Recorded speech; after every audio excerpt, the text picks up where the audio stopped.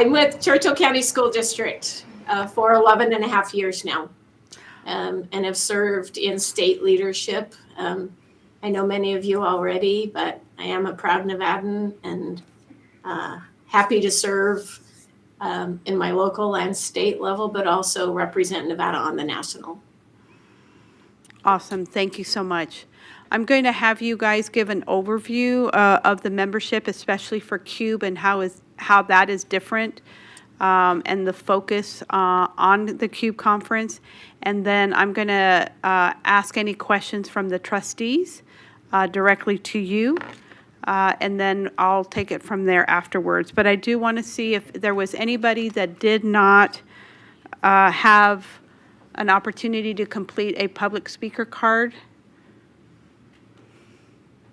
Okay, seeing none, I'll close that. So I don't know, Devin, if I should turn it to you, to Joelle or Catherine to give us the overview. Sure, I can jump in and start that. So just for everyone's clarity, the Council of Urban Boards of Education is a partnership and a subsidiary of the National School Boards Association. The National School Boards Association has been around for 85 years now, serving our nation's local school board members.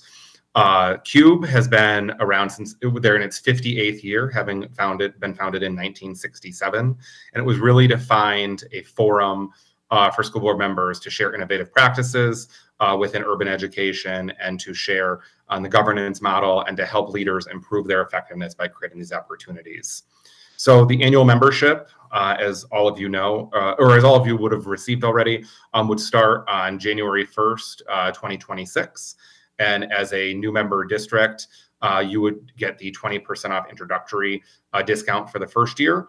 And as of January 1st, that's $11,980, and that's based off of student enrollment. And you clearly fall in the over 50,000 with, I think, you have 287,000 students or so within your district. And then it would renew yearly plus the 20%, since the 20% is an introductory offer. And what CUBE districts will be able to take part, or what they'll receive. Oops, my mouse just moved.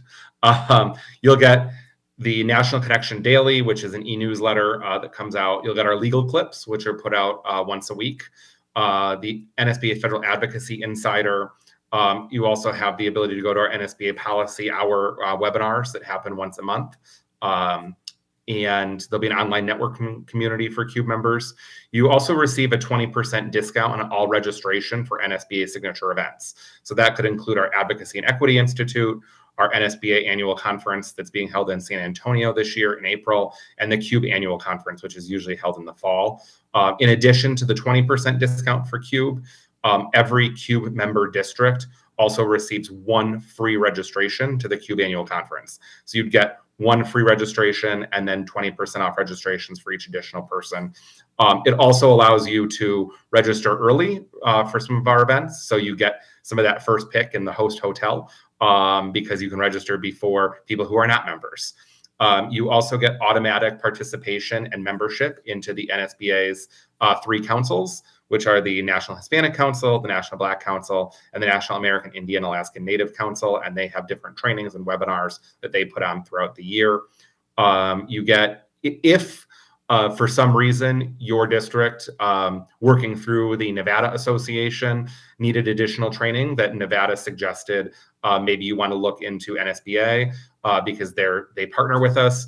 If there is a cost for any of those trainings, sometimes there is, sometimes there isn't, you get a 15% discount on the training, depending on the type of training it is. And it really is, I can't give a specific because different boards have different needs. And we're working with a CUBE member district now for a multi-year training in a couple of weeks, and it would be different than not. So it's just hard to say. You get the American School Board Journal to your district office and digital versions for your members, your superintendent, and any board support. You also have access to our Center for Public Education. And our Center for Public Education is one of the leading education research bureaus. And we provide reports, and you can look at some of them, the samples now on the NSBA website around student enrollment, urban education, trends in digital learning, and any of the issues around education that continue to come up. Some CUBE exclusive benefits. I'd mentioned that complimentary registration. You also get complimentary tickets at the NSBA annual conference. To the specific, there's a CUBE Urban Night Out event, and you would get tickets for each one of your attendees from your district for that for free. There are CUBE member only webinars that occur with training, and you have access to those. There's the CUBE online community. And then obviously there's the ability to participate in the CUBE leadership. And the CUBE as a steering committee, you could pursue a position on that and be a regional representative or member of the CUBE steering committee and be involved in the governance of the national organization of CUBE. There's also one thing that CUBE has as well is there is recognition for districts for school board excellence. So you would have the ability as a CUBE member, if you are running, and I'm sure you are, innovative programs and different things within your district, they could be entered into some of those that show growth, innovation with that for urban school districts. And you also have additional access as NSBA has started or has partnered this year with the Go Green initiative, and we've been giving out indoor air quality grants. And just by being a member of CUBE, to the criteria of receiving the grants and the awards, you get extra. It's looked at differently too as being a CUBE member with that, and there's extra. I don't want to use the word points, but points for all intents and purposes with that. It's additional criteria when you go off and look at criteria. It's additional criteria item that you get weighted on for that, and those are grants to study indoor air quality within your schools and to help putting together that program if you need to do anything with air quality. I think that covered most of the benefits. I don't know if there's, Madam Chair, if there's any specific questions that you may have, but we are here open and ready. Yes, thank you. And I appreciate that you as the president of the National Association is with us. Catherine, I'm going to ask you if you have any input before I open it up for questions, especially that you are the regional representative. I'm grateful that Nevada has a seat at the table with NSBA. Anything from you? Sure. Number one, NSBA provides excellent professional development. I attended CUBE this year, even though I'm from a district that's 1% the size of Clark County. I attended CUBE this year and it's one of the best conferences that I have attended. It was eye-opening to me to recognize the challenges that face large districts and inspiring to see the work that they're doing to support the needs of all of their students in their districts. Something that's interesting about CUBE is that of the 5 largest districts in the United States, New York, LA, Chicago, Miami-Dade, Clark County is the only one that is not a member, which I see is really unfortunate for Clark County and really unfortunate for the nation, for all the CUBE members, so that they don't have the opportunity to get to network with you to find out and hear about the great things that Clark County School District is doing for their students. And so this is a great opportunity not only for Clark County to showcase what the work that they're doing. It's really important. Nevada is small in numbers, but unique with having you as such a large district. And because of Nevada's uniqueness, sometimes we often silo ourselves, and it's a disadvantage. And unfortunate that sometimes we do that, and we can learn a lot from districts from across the country who are doing great things, and CUBE is an excellent platform to be able to do that. Thank you so much, Catherine. Trustees, at this time, I will open it up for questions from our members. Trustee Barron. Thank you, Madam President. Yeah, so I know the CUBE conference, of course, occurred here in Southern Nevada last year, and was it last year at this time? Oh my gosh, yeah. I only had a chance to go to a couple of the presentations. What I'm hearing is that we're actually being welcomed in because, of course, the very unique nature of our school district. I'm just thinking now. When it comes to these professional organizations, right? It's not really unheard of for districts to actually be members of multiple organizations. Is that correct? Correct. Yeah, I mean, we have, oh, sorry, I don't want to speak out of No, turn. go ahead, please. Devin, please. Yeah, we have many, an example, the Atlanta Public Schools is a member of CUBE, and they are also a member of the Council of Great City Schools, and they participate in that. Same thing with, I believe, Boston as well. So it's not uncommon at all to have multiple affiliations, and we all kind of work with each other at different times, and many of us, there are strands where we're all in kind of the same mission sometimes with improving the betterment for our students, and there's definitely some sharing of thought and ideas, and it's always helpful. So actually then, in that case, then my question is going to go to our superintendent. Madam Superintendent, you probably know more about education than most people. You've probably forgotten more about education than most people on this board have ever learned, including myself. What is your feeling? Do you see a place for CCSD to be part of CUBE? Is this something that you find desirable as you're overseeing the school district, that we be participatory members of this organization? Mm-hmm. Thank you, Madam President. Trustee Barone, for the question. Specifically, as our guest speakers just noted, the other large urban districts participate, and I'm glad you did bring up the council as well. And both organizations serve different purposes, right? They have different audiences. So to weigh in specifically for all of you as a board, I will kindly pass on that opportunity, but I will say that myself, as being part of number 12 to the 11 group for myself, when we have the opportunity for professional development to connect with others, not only here within the state, your representative from Churchill is amazing. I've had the opportunity to interact with her for over 6 years.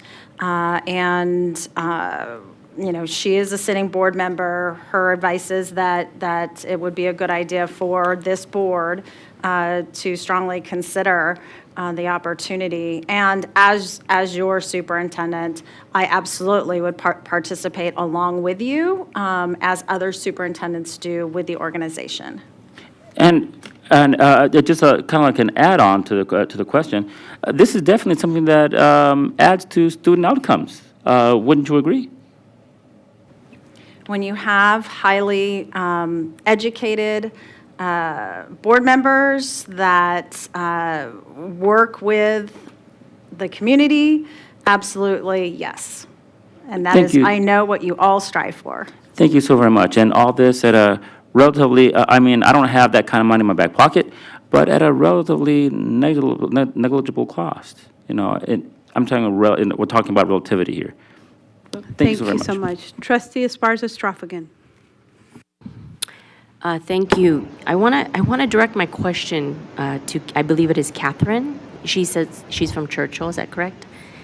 Catherine, thank you so much. You have enough board meetings to attend yourself, so we appreciate you joining ours. My question actually is to you specifically, knowing that I personally did attend CUBE, and I'll reserve my comments about my experience. What I'm going to ask you is, I'm curious because you mentioned people look at the term large urban district, but what they don't understand maybe, and I want to hear your perspective, is a lot of the similar challenges and you know, I would say issues in a rural community can be similar to an urban district. So how do you, coming from a kind of a smaller setting, feel like that was maybe, you said, purposeful and impactful to the point where you said it was like the best. So could you elaborate a little bit more on that? Certainly.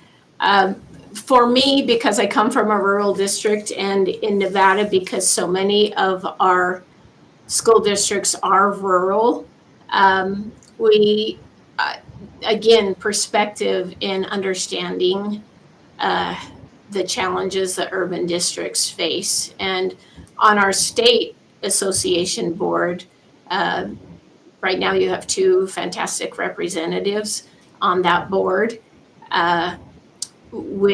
who help us understand the urban districts, but being able to be in conferences and visit with board members from those larger districts, and be in sessions helped me to understand even more so the challenges and the opportunities that a large district has that may be needed that rural districts do not have.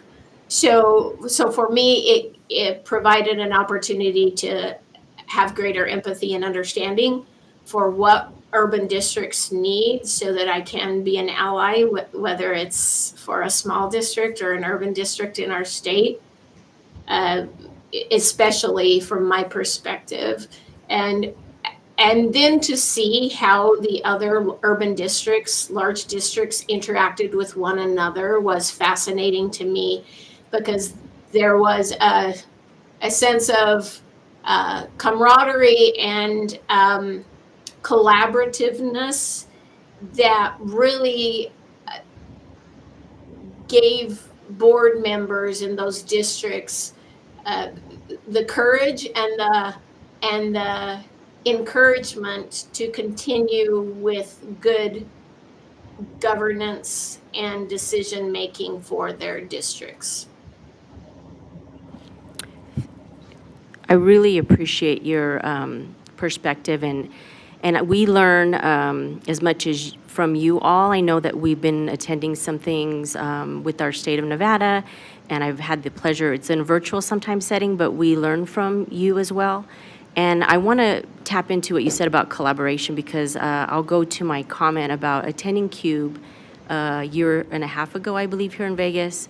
I was a pretty brand new trustee at the time. I'm still brand new in my mind. That it was so helpful to really interact with people across the nation. So much so that I'm still in contact with a board member in another state. And we do exactly that. We collaborate, we kind of share. I bounce ideas off of him. He's very veteran. They have different guidelines. In the state of Nevada, our terms up to 12 years. This gentleman, they don't have term limits. So he's been more than, I think, 2 decades as a board member. So a wealth of information. I just wanted to express that to my colleagues, that if this is something we would go forward with, I think it would benefit us, not just for the large setting that we serve as an urban district, but also for our rural communities here, because they have those same challenges and issues that often urban districts have, and we can bring that back for those as well. Thank you. Any other questions from trustees? Trustee Stevens.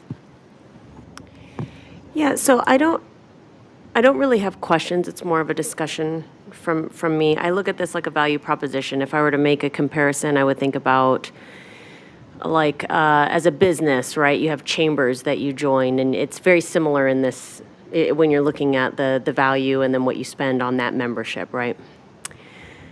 For me, I'm listening to what Ramona's saying about this person that she met and how it was really valuable for her, and I get that, and I think that's great.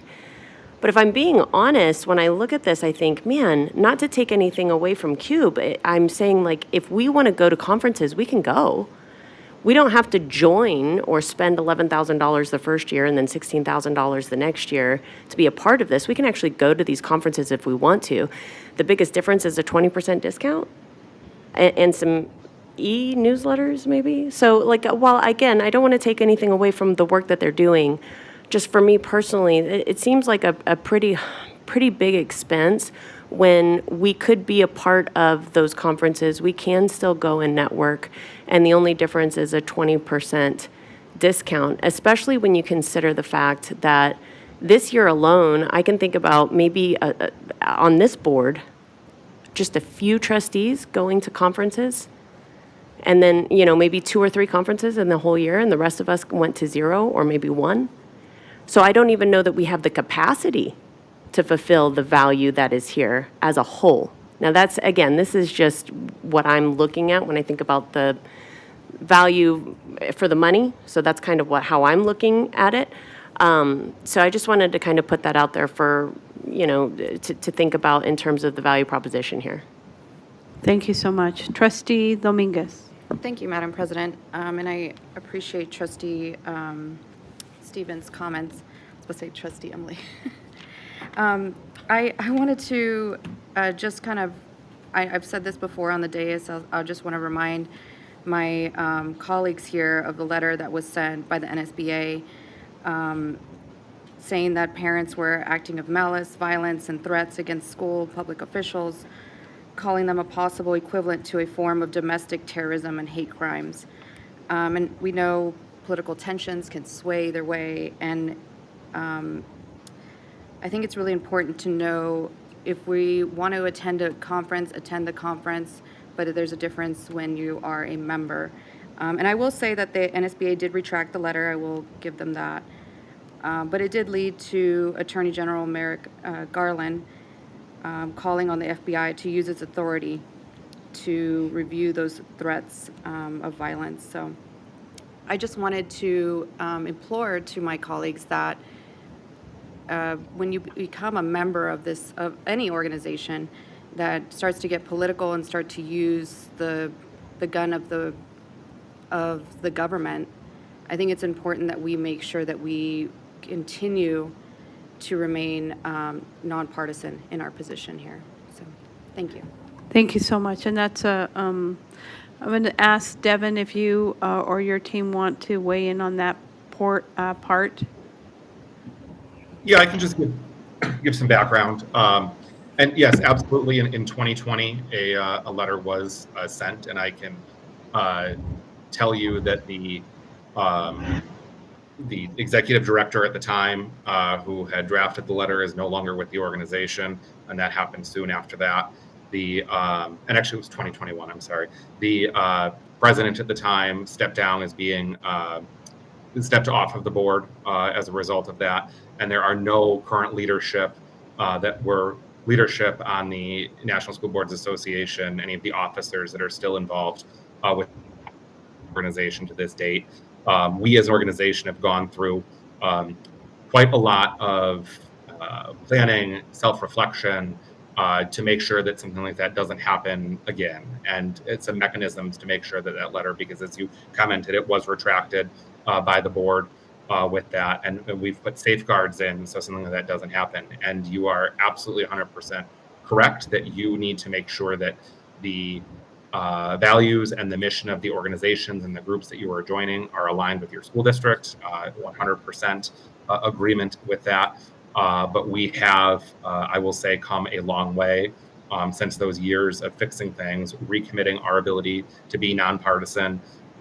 We have healed some of the relationships on both sides of the aisle through our federal work with our federal partners in Washington, D.C., and made sure that they know that we are a nonpartisan organization when it comes to supporting students' education and supporting parents. We have partnered with the National PTA on events and trainings to ensure that parents understand they have a seat at the table at board meetings and that parents are a vocal partner in their child's education. So that is something that we have gone through extensively with that. And yes, you are able to attend conferences and pay the registration and not be a member. So that is an option for you, absolutely. One thing that I forgot to mention that this does, what we offer out as far as our trainings and our webinars aren't just for board members and your superintendent. So just the other day we had, yesterday, actually we had a whole, our policy hour was focused on IDEA and special education. Well, had your superintendent decided, you know what, I maybe can't attend this, but this would be great for our special education staff, or maybe our school attorney, and they could attend that. So when you join us, it's not just your board, it's everyone, it's the whole district with it. So anyone can take part in that training, not just members of the board, not just the superintendent. And that goes the same thing with our convenings as well. Thank you. Trustee Henry.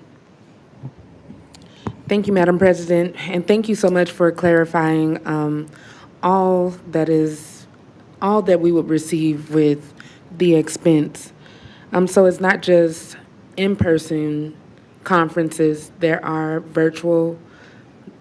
I just wanted to clarify, there are virtual offerings as well? That's correct, yes. And there's virtual offerings throughout. There's the monthly policy hour, which we actually just started a couple months ago, that happens on Tuesdays, I believe. And all of our events, if you can't attend them when they're occurring, everyone gets the login to be able to view it afterwards. So it's not like you have to be on, because we know that we're working with multiple time zones. So there's the policy hours, there's webinars specific to CUBE members. There's also the webinars that are specific to our council members you all get to go to, and any NSBA ones that go on. So this maybe wouldn't apply to necessarily 100% to your county, but we just did one a month ago for rural schools. And there was a whole, we partnered with the National Council for Rural Education, partnered with them for a webinar that we invited people in, and it was an hour webinar, maybe a little bit longer, and you would have access to all of those recordings as well. So there's multiple trainings. There's usually at least one type of training item every month, except maybe during July and August, but we all kind of take a breather during July and August. Thank you. And one more question. And I'm fairly new here. I just want to make sure that I voice that. I'm fairly new here as a trustee. I'm hopeful for the opportunity of us to become members. And I wanted to ask, how does membership improve trustee trainings, governance, best practices, and ethics support? And also, I did write down, any trainings for chronic absenteeism, learning loss, and school safety, which are things that are important to us as an urban district. Madam President, did you want me to answer? Yes, Devin, okay. you or Okay. Catherine can, yes.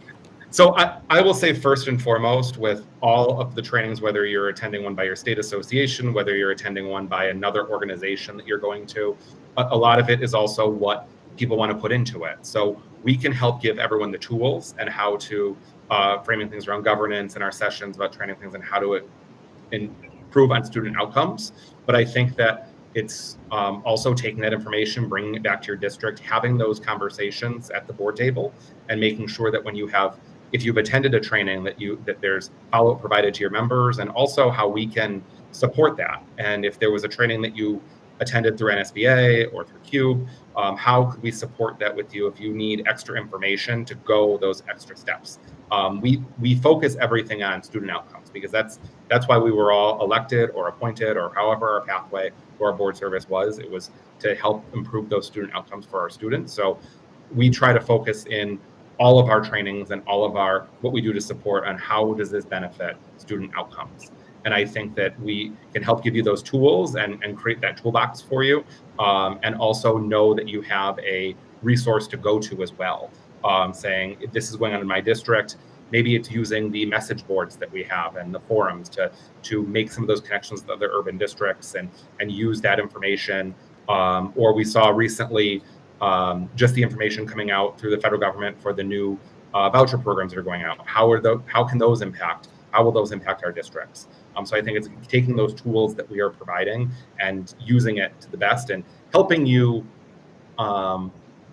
being open to helping you on how to provide that to your team as well, and how to bring that information back in a cohesive manner. Thank you. Madam Chair, Yes, Ms. Catherine? I wanted to add to that. I know there was a mention of what do we get, just an electronic newsletter. I want to address that the newsletters that go out are incredibly helpful, because you're getting information and articles from valued education partners about a variety of education issues. So some of the recently about high quality math instruction, there have been articles and information about chronic absenteeism, which I know is something that in Nevada we talk about a lot. And there are articles and information about mental health concerns that we have for our students. So the information that's provided in the newsletters, in addition to these trainings that you can view at your own in your own time, can really provide. It's enough information that you won't be able to address all of it. We cover all of those things that you mentioned. We have all of those ideas that you've mentioned, either in our trainings or our newsletters, to provide you with resources so that you can make more informed decisions for your students. Thank you. Trustee Esparza-Straffigan. Madam President, I'll defer to those that have not had an opportunity. If you can come back to me. Okay, Trustee Zamora. Thank you, Madam President. And Devin, I apologize now because as you were answering Trustee Henry's questions, I was writing mine and it sounds very similar. But can I just get clarification? I see on the item, it says 15% discount on training series. Is the training series the Equity Council's CUBE committees and the monthly policy hour webinar, or is that a different service?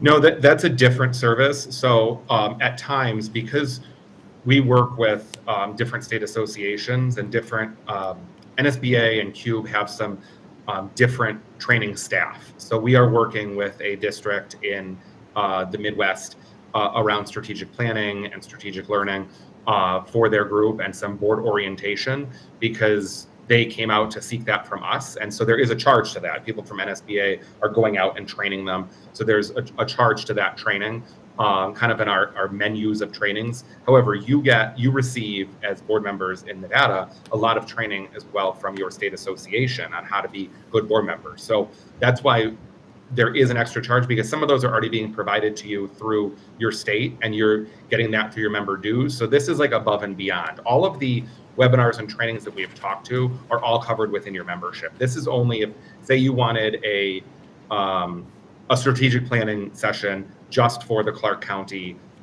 School Board, and you wanted it over 4 months. How much would it cost for NSBA to come out to Clark County and do that for you? And then we would put that together, and then you would save 15% on that. So you probably receive a lot of that training though through your affiliation with your state association already. So you may be looking into some of that, but this is kind of above and beyond. And we would work with your board chair, your superintendent, your state association executive director to see if where the needs are, if you needed anything. So it's just something that on this menu of options that we have around training and many different trainings that we've offered to different organizations and boards that we could provide for you. Thank you for that. The follow-up question I have is equity councils and the CUBE committees that we are able to participate if we become members. What does the time commitment for something like that look like? It all varies, and I know that's a really bad answer for board members, but I think that the equity councils, they meet less often, usually quarterly or so, on a virtual meeting where they do their programming and planning for their equity councils. And the CUBE steering committee, I think, meets a little more regularly. I think Joel, I don't want to speak for him, he runs it, so he can definitely talk about that commitment with the CUBE committees. Yeah, at least once every other month we meet. And I believe it's virtual probably for about an hour or so. Is that correct? And then the CUBE steering committee is also very intimately involved with the planning of the CUBE conference. So they are ensuring that it's aligned to the priorities of CUBE and making sure that they're getting a full set of speakers and that meet the needs of urban school district. So they're very involved in that in the national conference as well, helping plan that. Thank you. And I don't want to assume, but the monthly policy hour webinar is an hour, or does it sometimes go over? Because I know policy is a heavy topic. We strive really hard to keep it to an hour.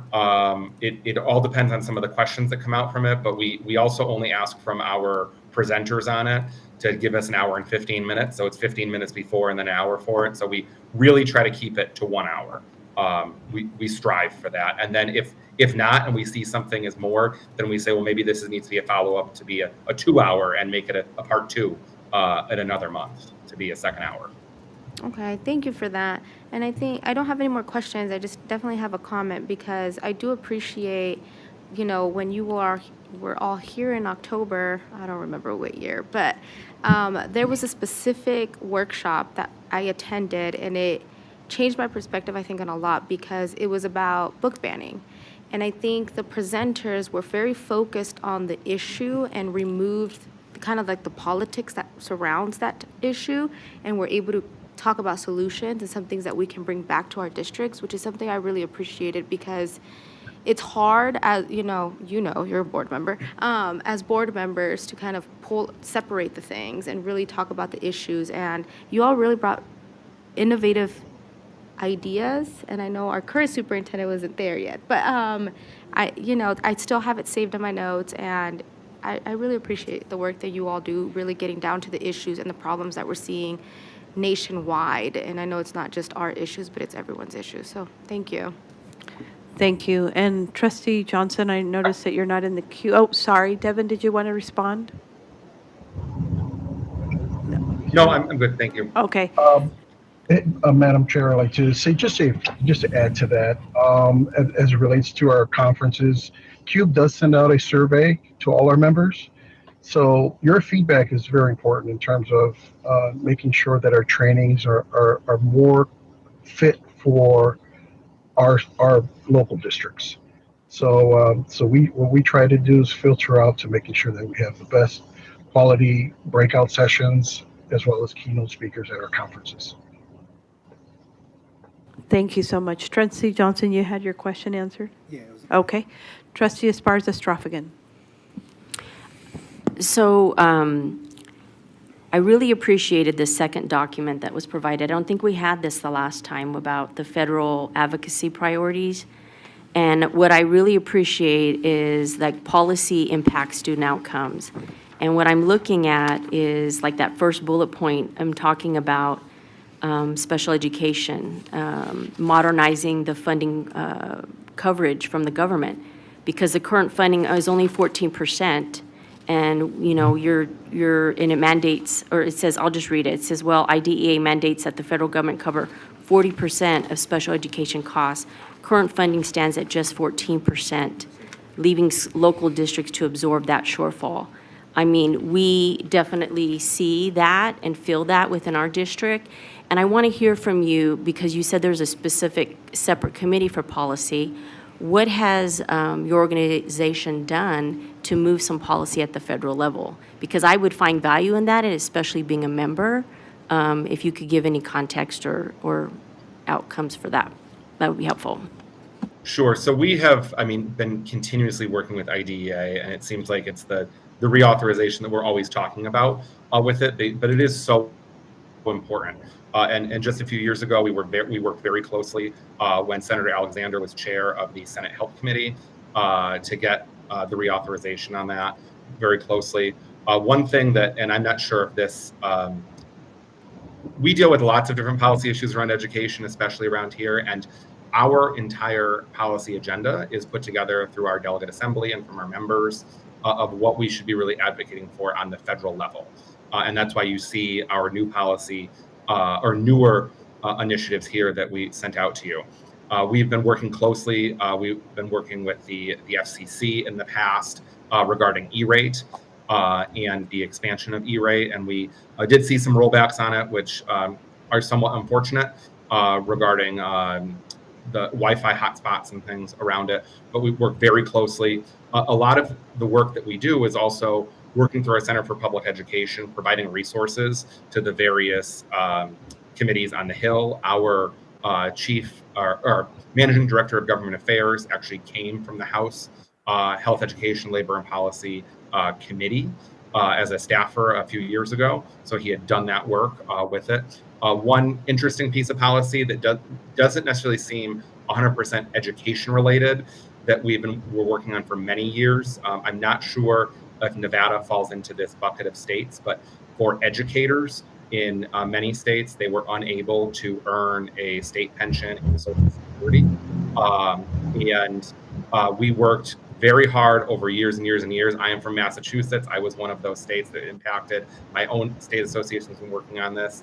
And just this past December, January, we saw that go through where now we can and help with the recruitment of educators because they can earn now in both retirement systems. And like I said, I'm not sure if that impacts Nevada or not, but it was something that was very, to see something like that go through and the work that we put on that and what it could do for recruitment, especially in our career vocational schools, because people will spend 20 years working as a plumber and then decide they want to maybe do a different career path because they can't be doing that work all the time. So we could recruit them in, and that's something that NSBA really worked hard on and worked with some of our federal partners to see that happen. And it's not one of those flashy pieces of policy, but what it can do to help our students, because we can get those knowledgeable people in our schools working, I think will really show some tremendous effort. Thank you. Trustee Henry. Thank you, Madam President. At this time, I would like to make a motion to approve item 2.01, to pay the annual membership of the Clark County School District in the National School Boards Association Council of Urban Boards of Education for a total not to exceed $11,980 to be paid from FY26. Thank you. I have a motion. Trustee Esparza-Straffigan. Second. Yes, I have a first and a second, and just for the record, we did not have anyone sign up for public comment. Please cast your votes.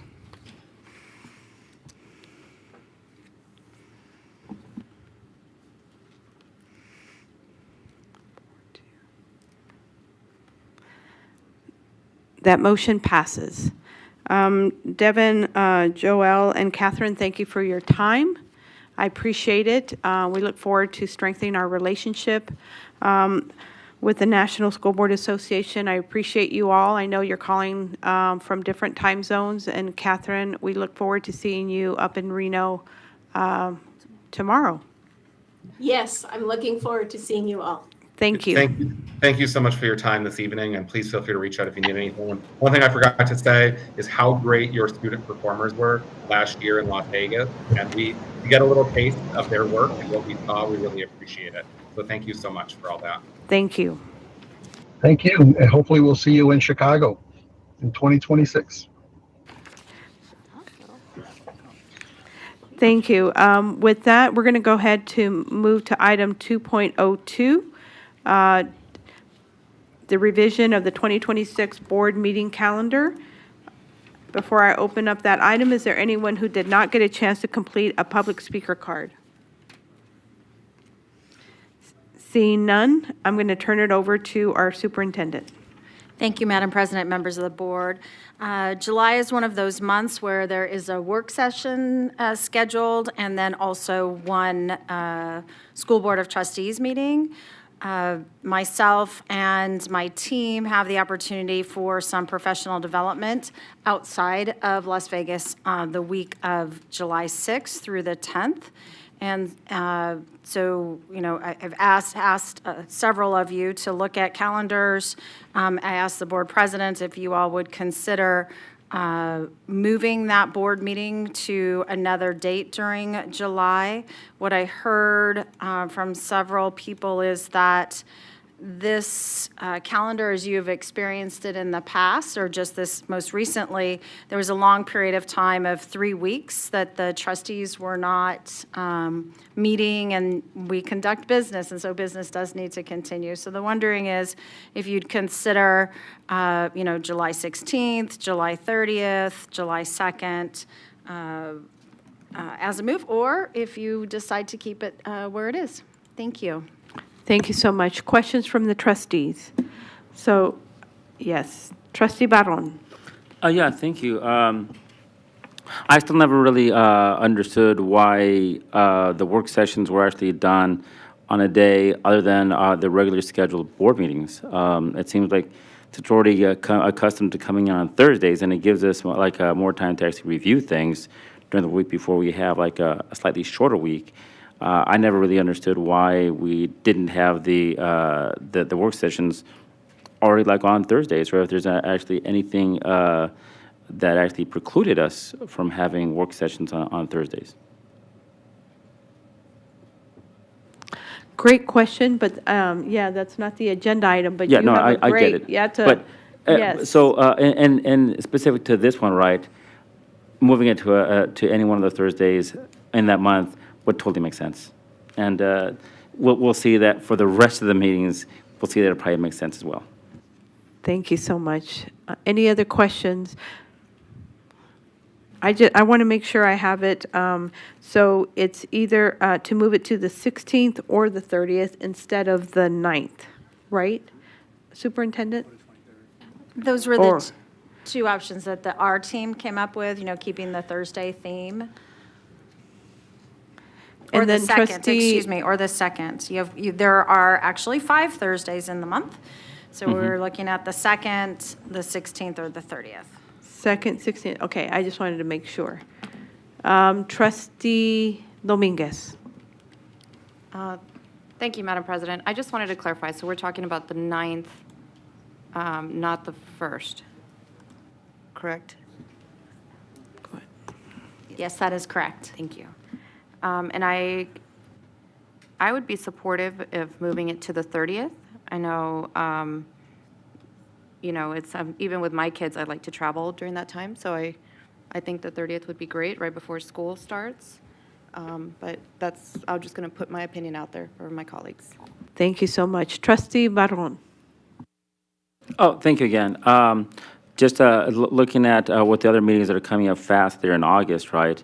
I know that might be kind of a hardship for some of the trustees. Unless, of course, you have great Wi-Fi and whatever Sandals resort that you're staying in, all right? I think that's where Nathan stays, right? Sandals, right? You were telling me that?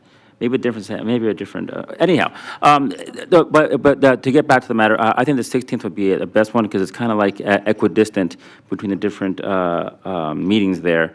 We have one later in the month in July, and then we have like a whole bunch of them right there crammed together in August, and it seems like it's more of a grind like that. So whenever you're ready to call for a motion, I would make the motion to move it to the 16th. Okay, Trustee Zamora. Thank you, Madam President. Superintendent, is there a reason July 23rd wasn't a date considered? 23rd? It absolutely is a date to consider. I will tell you that I will not be here, but I know that my 2 deputies will be here. Got it, okay. So Or for one of the 2 will be here. For clarification, July 9th, most of your team will be at a training, and then the July 23rd date would just be a little bit more difficult because you will not be present, but you have your team present, if anything. Okay, and then looking at July 30th, I'm only hesitant, and I will say because that would be back-to-back weeks, because then the following week we have the work session, then after that we have the August 13. So just keeping that in mind, that would be 3 weeks. I'm not saying I don't like working with you all, but I think a break between, and I definitely want to remind my colleagues that over this past summer we just had, we did have that issue where there was a long period of time and we had one board meeting that was really heavy, if you all remember, and we were here for a very long time. And I mean, so just thinking of that, considering making sure that we don't keep too much time away from that. So that's my only comments to my colleagues. Thank you so much, Vice President Zamora. Any other questions? Trustee Biassadi. Thank you, Madam President. So point of clarification, we're choosing the date right today? That is correct. I would be in favor of the 30th. I would like to free up the month of July for vacation reasons, so that would be my Okay, opinion. thank you. Trustee Esparza Strophigan. I'd like to ask the superintendent, knowing that that training would be an entire week, and I realize you're taking your executive team, but if we had the meeting on the 16th, would that be plausible? I think it's a bit of a challenge if there's an expectation for your team to come off of that and to have a meeting that following week, if there's any kind of presentation or preparation that would be involved. So I just want your input on that first. Thank you. I really appreciate that question. We will have all of the work done prior to us attending the professional development. Thank you for that. I just know how taxing that a conference of that nature could be, and it's a valuable time for your team. I would put on the record my preferences are either the 23rd or the 30th. I have two. Thank you. And then just for the IT individuals, can we enlarge the calendar just a little bit for those of us who have issues? Okay. There you go.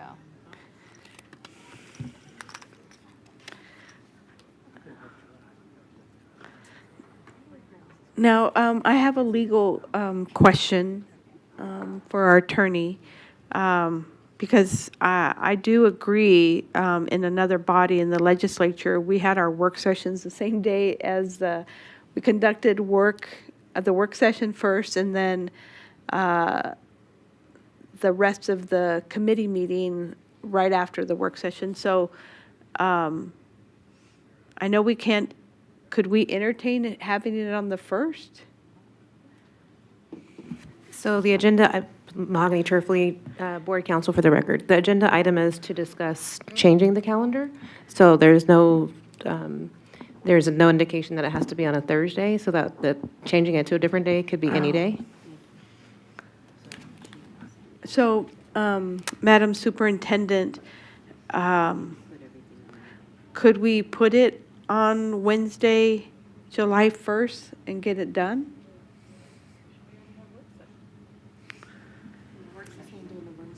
Yeah, we would do a, yes, It'd that's be a my question. longer We would meeting do on a the work 1st. session Yes. and a board meeting, both in one day. It'd be And at then- your and pleasure. then- We serve at your pleasure. And then we Yes. would it be possible for your staff, and then we would be done for the month, and then we would have that month of July off? Not really off, but but yes. Madam President, yes, we absolutely can do that work. Trustee Johnson. If the thought was that there's the long lull between meeting that ends in June and then again in August, that actually would not exacerbate the problem that we're creating, where we'd have. I mean, I get it. I understand why we would want to have it on the 1st, so that makes sense. We combine all that information, basically just have a full day of work. We start in the morning, we finish in the evening, and then we'd have 4 weeks off. And then also, though, we have 4 weeks off, meaning like that meeting will be quite full, I would imagine. Either the 1st is going to be really full because we're trying to get everything in before we break, or the 5th will be really full because we've done it. We've had 4 weeks with no work in between. And so the challenge that we had this summer was that really long meeting because we had the long span. And so we might create the same problem either on the 1st of July or the 5th of August because of the long break that we have. But I understand why we're trying to do it. Like, it would give everybody 4 weeks off. You got to commit to the marathon on the 1st or the 5th. Thank you. Turning it over to our legal counsel. Just for the record, the agenda item, you wouldn't be able to move the work session time on this agenda item, so it would still have to go at 4, but then you could schedule the board meeting for a time after that or a time before that. Okay, good to know. So we could have our work session from 4 to 5:30, depending on what we had, and then start our board meeting. So, Trustee Henry.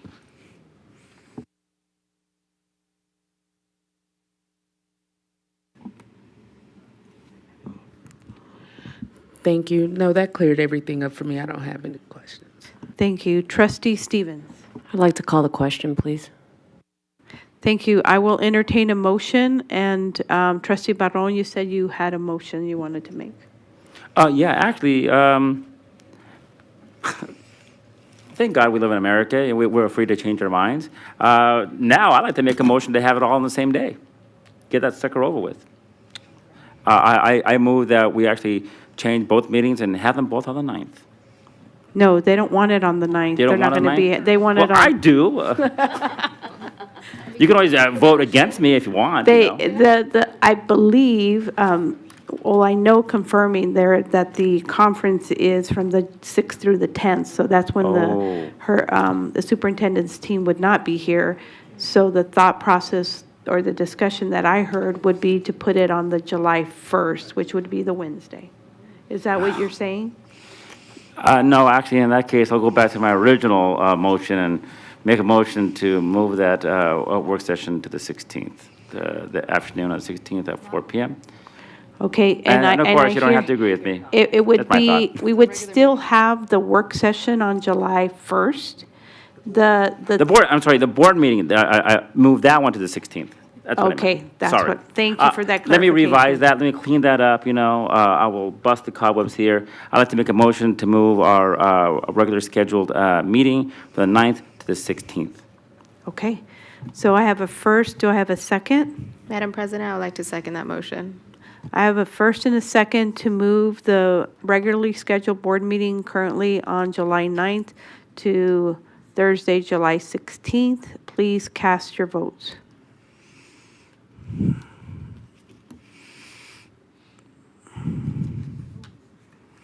Okay, that, it does not pass. I would entertain another motion. Would anybody else like to make another motion? I will make a motion. Oh, Oh, the screen hasn't cleared. Trustee Dominguez. Thank you, Madam President. I'd like to make a motion to move the regular meeting scheduled for July 9th to July 30th, 2026. Trustee Henry.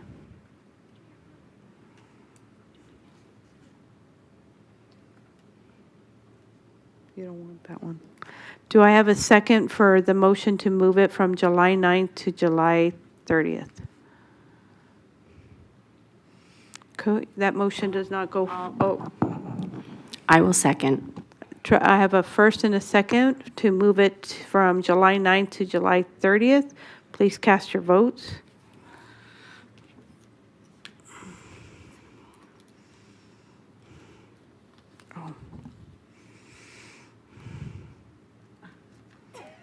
Okay, that motion does not go forward. I would entertain another motion.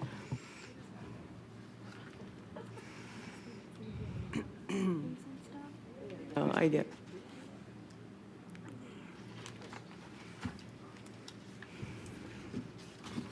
Trustee Zamora.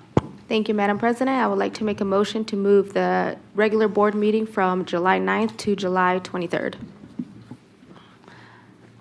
Trustee Biassatti. No. Trustee Henry. No. Trustee Stevens. I will second that motion. Okay, I have a first and a second. Please cast your votes.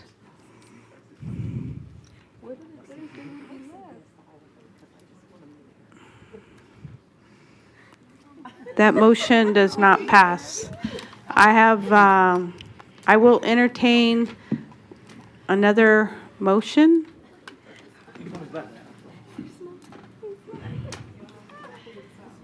I'd like to make a motion if there's but if there's nobody in the queue. Trustee Henry. I would like to make a motion to move our board meeting to July 1st of 2026. Okay, there is first and I'm sorry, trustee. can you, your July 9th, the July 9th meeting, and then what time?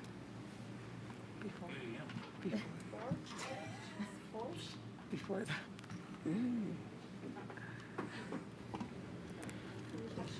And legal counsel, we would have to select a time today? Yes, you can.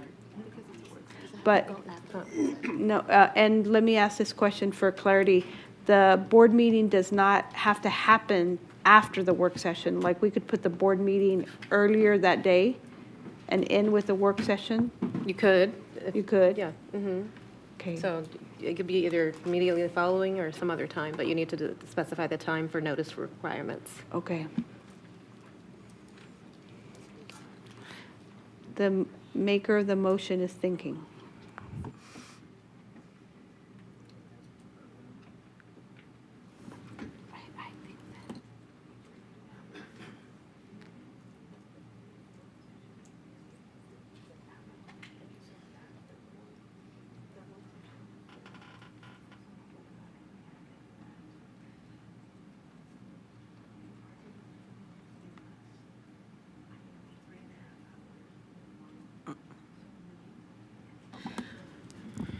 For the meeting to begin at noon.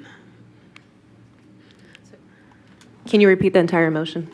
Yes, I can. I would like to make a motion to move our July 9th meeting, board meeting, to July 1st, 2026, beginning at noon. Thank you, Trustee Biasotti. I will second that motion. Okay, I have a first and a second. Please cast your votes. Madam President, before we vote, I just want to clarify, we're stating to move the meeting to the 1st of July at noon? That is correct. We would have the board meeting before the work session. And so checked with legal counsel to make sure that that would be possible, and she confirmed that we would be allowed to do that. We had to specify a time. So yes. I see. Okay, thank you.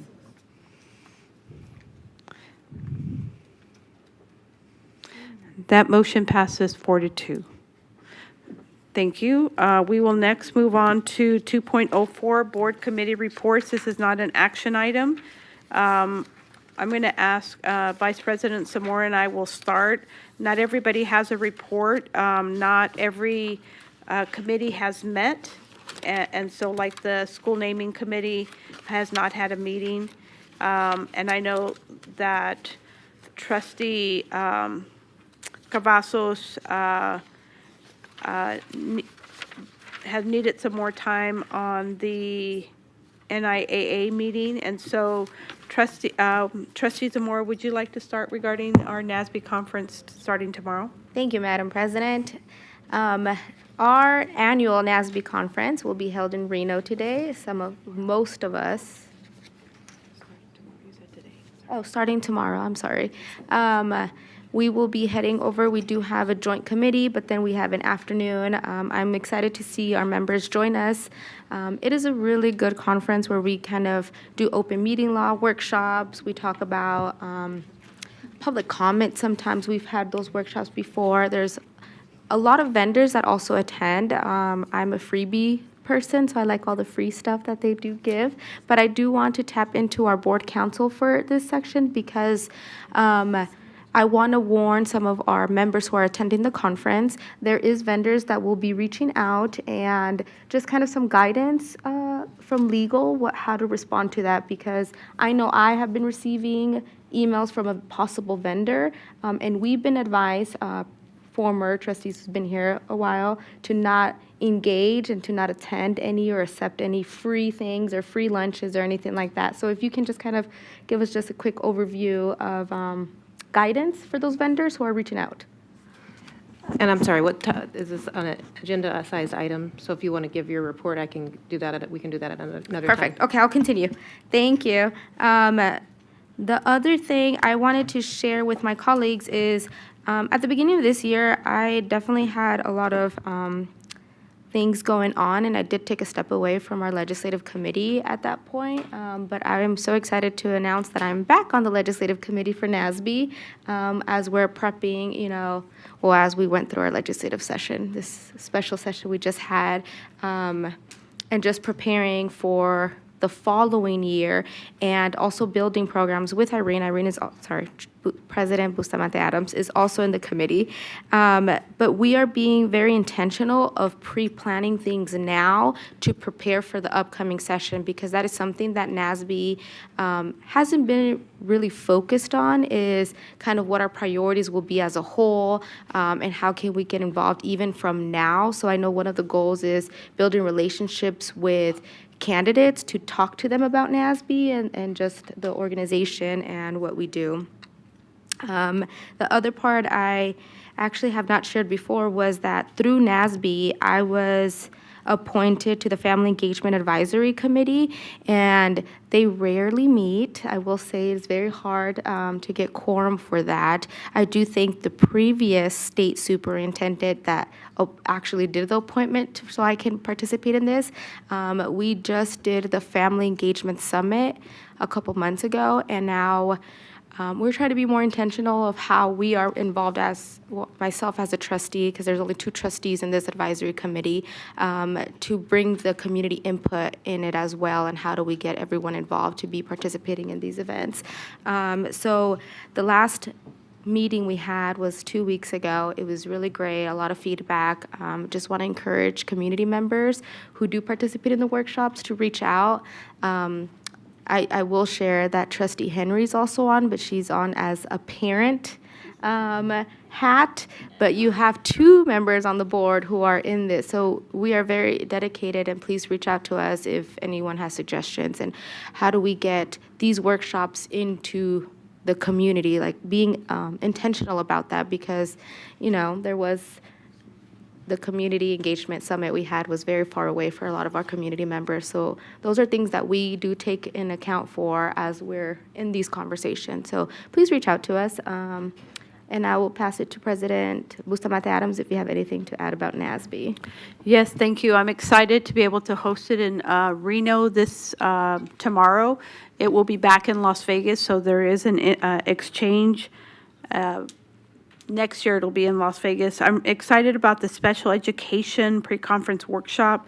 We give input as trustees, myself and Vice President Zamora, on topics that would be relevant. And so this is where we learned about our balanced governance, and we saw the model that Washoe used to be able to hire their superintendent through the balanced governance model. So I really feel the value of the information that we get, plus building collaboration across the state is truly a high value for us as a team.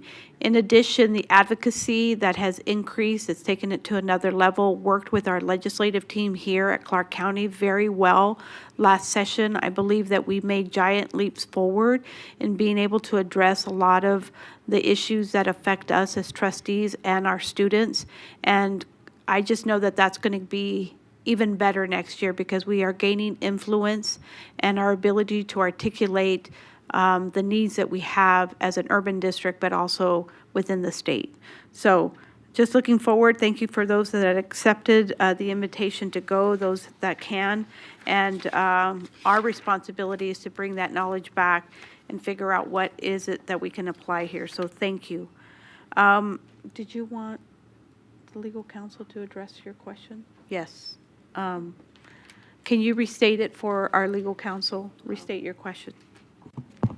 If we can get some legal advice for how to proceed with vendors for the trustees who might be receiving emails for the vendors at the conference for this week, or in person. Mahogany Turfley, Board Counsel. So I believe that you're correct that they shouldn't be engaging with the vendors regarding the meeting this week. Thank you. So if a vendor reaches out, do not respond to them, colleagues, please. But we can still get the freebies at their tables. Correct. Thank you. Thank you. Let me go to Trustee Stevens. Is there anything on the Bond Oversight Committee? So bond oversight is very dedicated to fixing their bylaws, but we have decided to continue to hold off on that until establish our new governance policies so that they align. However, in that process, one of the things that Brandon McLaughlin, myself, and the chair of the Bond Oversight Committee have been talking about is how they will make their recommendations. So this is something that we've even talked about, like even with other committees having this process, because they are committees of this board, and then they are supposed to make recommendations to the board, and then, you know, the liaison can then share that like we're doing right now. So right now we're looking at maybe creating some type of form or something that they can fill out that stay within the parameters of bond oversight, where they can say, hey, you know, we met, we discussed this is our recommendation, or we don't have a recommendation at this time, so that when we have these meetings, I can actually have a form in front of me that says this is what the Bond Oversight Committee has discussed and wants to do. The challenge right now is just ensuring that those recommendations fall within the peripheral of the bond oversight. So that's kind of what we're working on. One of the things that they did mention they were most concerned about in the bylaws that they kind of wanted to expedite was this idea that if you're a committee member, do you really have to have kids in the school district? And their big concern for that was, you know, if in the process of us getting our governance policies in line, in that process, if some of those committee members were to quit or something like that, were they going to have an issue with recruitment? Even through those conversations, though, we still have decided that it would make sense to just hold off until we can align our policies with their bylaws. So that's the update from the bond oversight. Thank you so much. I will go next. Also on the Council of Great City Schools, they had their board meeting in October, which was also the same time as our board meeting, and they did not have a virtual option. I did reach out to get some notes to see if we could have information of what was discussed, and I didn't follow up on that part, but I will have to check back on them. But yeah, they didn't have a virtual option. I couldn't make it. There was not another person there that could attend on our behalf as a trustee. And so it's unfortunate that there was not a virtual option to participate, even though the meeting time here was at 5:30 in the morning. So let's see, Trustee Dominguez, anything from Public Broadcasting Services or the American Public Television? Thank you, Madam President. I'm really excited. I got to attend the Be My Neighbor Day at the lawn at downtown Summerlin, and it was very crowded, and it was a really cool event. I hope people here that have little kids go next time. It was a really cool thing to see. We had about 80 partners offering family-friendly activities, promoting kindness and community, and the event already grew interest for next year in 2026. And then coming up in December 4th, 7 to 10 p.m., tune in to the results. Vegas PBS is going to continue its Pledge for Vegas fundraising campaign to support the upcoming live broadcast. And the momentum is strong heading into December for that. And then I wanted to just kind of go over, they have a family membership now. And you get a lot of benefits. You get a family learning kit. You get some discounts off special events, summer camps, so much more here that I could list.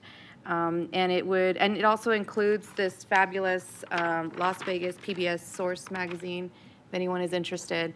And it comes with a bunch of information and activities for families. So go ahead and check that out and tune in to the Vegas, I want to make sure I get this right, Vegas Pledge for Vegas. So thank you. Thank you, Trustee. Trustee Johnson, anything on the Public Education Foundation? Yes, thank you. I had the opportunity to go to the Public Education Foundation's board meeting on the 8th. We had one this morning that I was not able to attend, but is generally the same format where we're talking about the highlights of the 3 programs that happen with the PEF. So Teacher Fast Track, also the PEF's Teacher Exchange program, and then the PEF Scholarship program. So they talked through how the revenue at the organization helps to fund all three of those programs and then the success of each of those.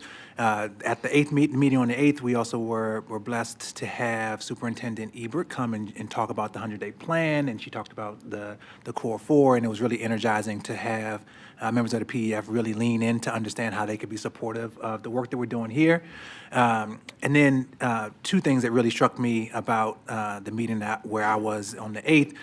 One, we were at Diskin Elementary School, and the principal at Diskin, I'm blanking on her name right now, but she talked about just how grateful she was to be able to have the autonomy to leverage her budgeting to be able to continue to grow her staff from within. And so she talked really glowingly about the ways that she's been able to grow her staff and how that continuity of her staff has actually helped the school grow academically. And then she highlighted one teacher in particular, so this was the connection between the school and then the PEF, a kindergarten teacher at Diskin. She is and was a parent of students there, but then she also went through the fast track program.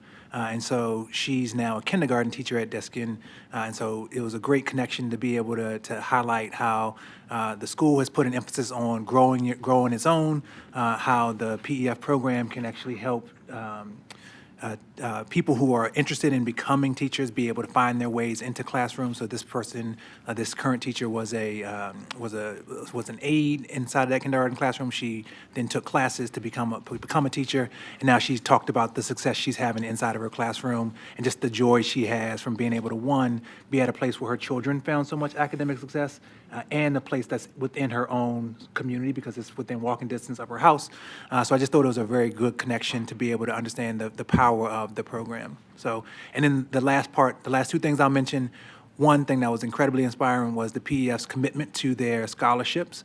So they had to do some pretty strong mental gymnastics to try to figure out how to keep the scholarship programs able to support specific groups of students, and they really found a great way to do that. And so students in lots of student groups in our community will be able to still receive their PEF scholarships.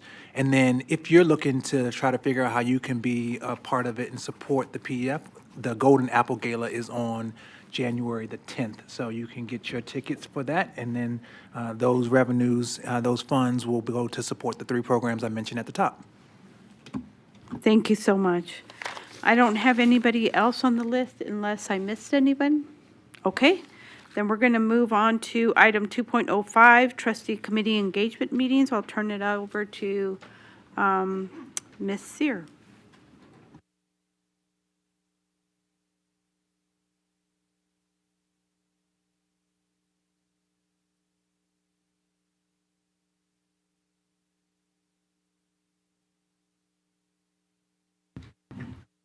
Good afternoon, Madam President, members of the board, Superintendent Ebert. For the record, I am Kirsten Sear, Chief Community Engagement Officer, and I am again joined by Dr. Brad Keating, Assistant Superintendent of Community Partnerships and Government Relations, and Kelsey Rodman, Director of Engagement and Events. We are here this evening to provide a brief follow-up to the presentation delivered at the November 5th board work session regarding the trustee community engagement meetings. At that meeting, we presented some early data and shared lessons learned.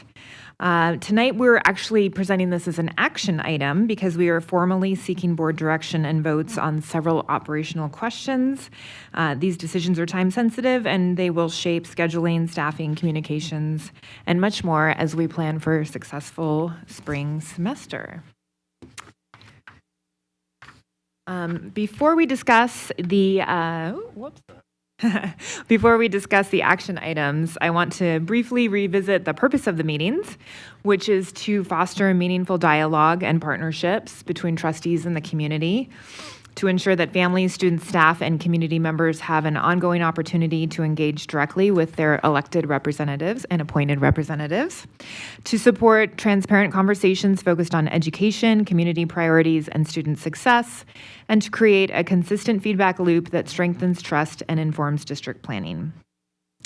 We also, for the first few meetings, used the gatherings as an opportunity to start to gather initial feedback on our upcoming strategic plan.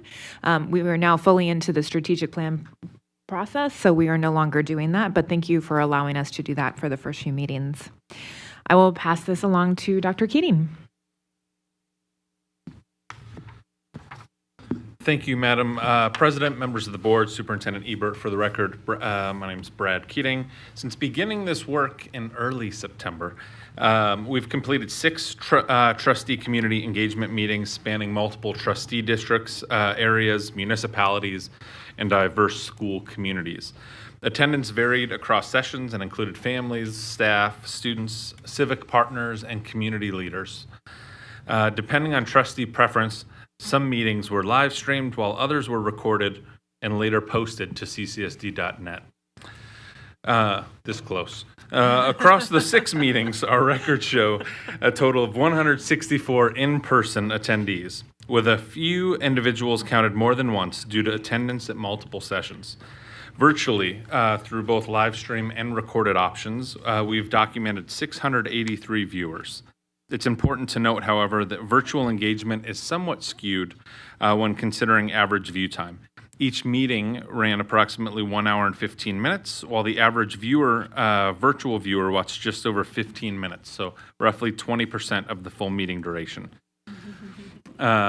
These first 6 meetings have provided valuable data, clear insights into what is working as well, are areas where the board guidance is needed to ensure consistency and planning for the spring. Notably, feedback from participants has highlighted the value of holding meetings across the valley, bringing the conversations to their communities so families, staff, and students feel that they have a voice and can actively engage. People have consistently expressed appreciation for this approach, noting that it helps them feel heard and connected to the district's work. With that in mind, we are seeking your direction tonight to enable us to maintain consistency, transparency, accessibility, and operational efficiency moving forward. With that context, I will turn it over to Kelsey Rodman to walk us through some of the key decisions requiring board action and the areas where your guidance is needed. Good evening, Kelsey Rodman for the record.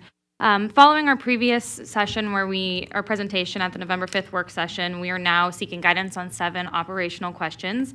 These decisions will allow us to finalize the structure of the spring 2026 meetings and begin communications with schools and their families. The first decision we want to discuss is whether to live stream future meetings or record them and post them as videos to the CCSD website the following morning. But as you consider this, here are a few key points. Live streaming provides immediacy. However, we frequently receive emails before and during meetings from different individuals asking whether their pre-submitted questions will be addressed or whether they can actively participate live. And our current system does not support real-time public interaction during a live stream. Additionally, recording meetings and posting them to the next morning is another option. This approach can be paired with a consistent communications plan to ensure that families in the community know that these videos are available to watch at their convenience.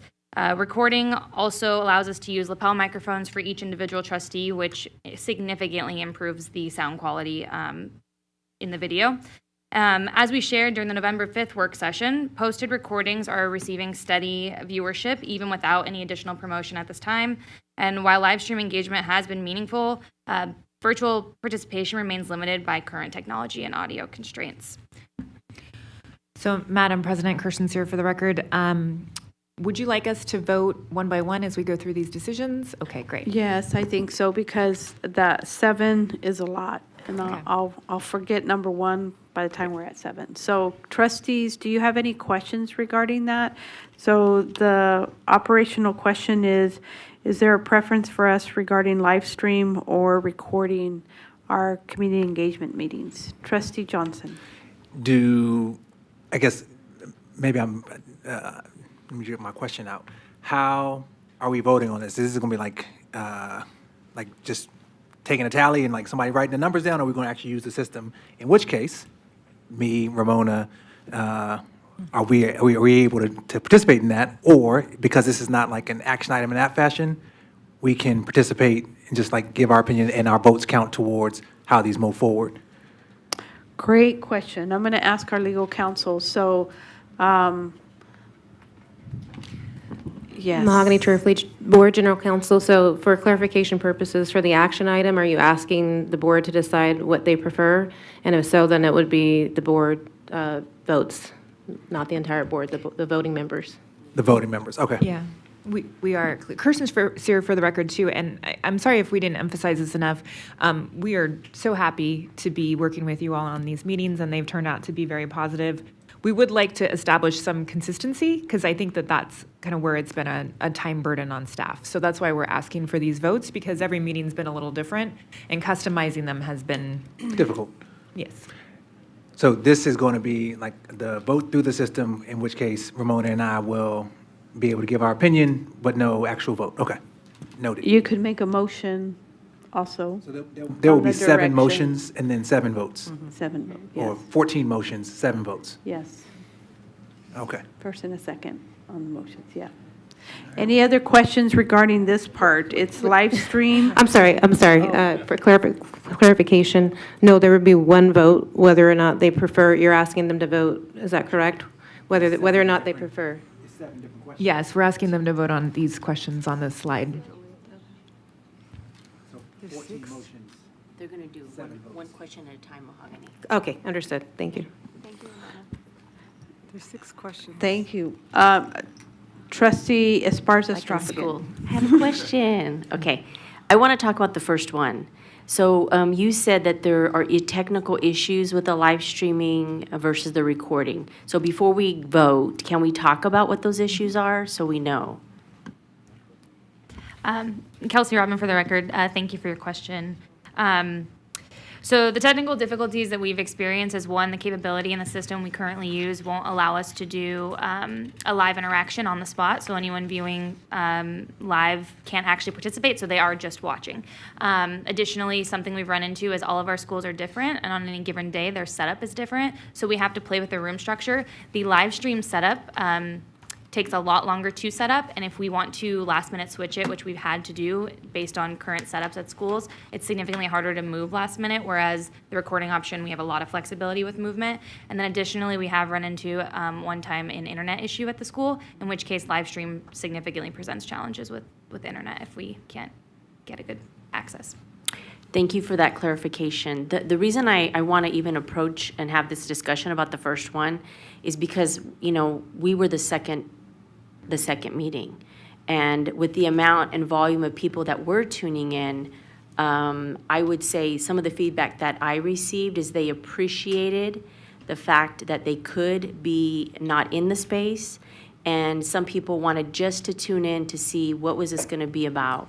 So the other issue I think about is a lot of people not having access to vehicles to get to places in person, or individuals that maybe are wheelchair bound, and it's very difficult. It's cumbersome to go to an hour and 15-minute meeting in person. So I know it's a challenge for the live stream, and we can't, like at certain schools, if it doesn't work, it doesn't work. But if we can have a notification, here's the live stream, it's available, but know that you will not be able to interact. Yes, you will be able to submit your questions ahead of time. They may or may not be answered based on the time. And I know we have a question later to talk about people in the room versus people online. So I just wanted to weigh in on that first one. Thank you. We're taking this question at a time. So, and also we will allow public comment to make sure that we allow anybody that signed up for that, like Ken. You might want to come up. So, let's see. Any questions regarding live stream versus recording to get some consistency? Trustee Biasotti, or Trustee, oh no, Vice President Zamora, you're next. Oh, I am next. Hello. Thank you, Madam President. The live stream, I don't know after my community meeting if we had any updates on the audio part of it, because I know that was also a thing that I had a biggest concern, because for those who are hard of hearing, like I struggle to listen to some of my colleagues' meetings on YouTube. So were we able to fix that issue, or is that something that we're still looking at? Kelsey Rodman for the record. We're able to manipulate the audio on the back end and turn it down. If you have to speak loudly and your lapel microphone is right here, we're able to adjust it. During the live stream? My question is about the live stream audio, because the recording audio is really good. Yeah, during live stream, we have challenges in adjusting the audio, which is one of the reasons we're advocating for recording. But I also want to make clear, just after Esparza Strofikin's comments, we are mostly advocating for consistency just because that allows us to plan better. So whatever's decided, we will fully endorse and support. But it is challenging to hear when you have the live stream and you have people all over the room. And that's why it's nice when we have our individual lapel mics, but the lapel mics are not compatible with the OWL system. Okay. Now, questions with the other departments that are SISTA. So I'm thinking ASL and our Spanish interpreters. Can you tell me the challenges we're having when it's being live streamed, and then challenges if it's being recorded, like it's just a recording? Yes, Kelsey Rodman for the record. The challenges when we're live streaming is that the OWL is currently set up to follow the voices, and so it's constantly switching. So for instance, when we did Trustee Ramona Esparza-Strofikin's meeting with Trustee Cavazos, it kept switching based on who was talking, which is great because then the people who are watching online can see the full audience and feel like they're a part of it. However, then we lose the person on the screen who is doing the ASL, and so we've discussed recording and on the back end having that added later. So, for example, if we decide to go with live streaming, we have the ASL interpreter kind of just doing the recording, but the people watching live will not get that interpretation. It will be in the recording after. So that's another question that we have tonight, but essentially, yes. Okay. And with our Spanish interpreters, are they being picked up on the OWL system when it's being live streamed, or does it still focus on the audience member who's asking the question? Kelsey Rodman for the record. So right now it is focused specifically on the in-person participants, not on the virtual viewers. Okay. So for our virtual viewers, they're not getting the Spanish interpretation live. That is correct. Okay. Thank you for that. Trustee Biasotti. Thank you, Madam President. I think there's something very unique about engaging as it's happening in real time. So I would be in favor of the live stream. I understand there's difficulties and challenges as opposed to the recording, but I think even the community expects that to be the case when they know it's being live streamed. So to make the effort and keep the live stream, I think is worth it. Thank you. Thank you. Madam President, can we make one more comment to answer Trustee Zamora's question? Yes, of course.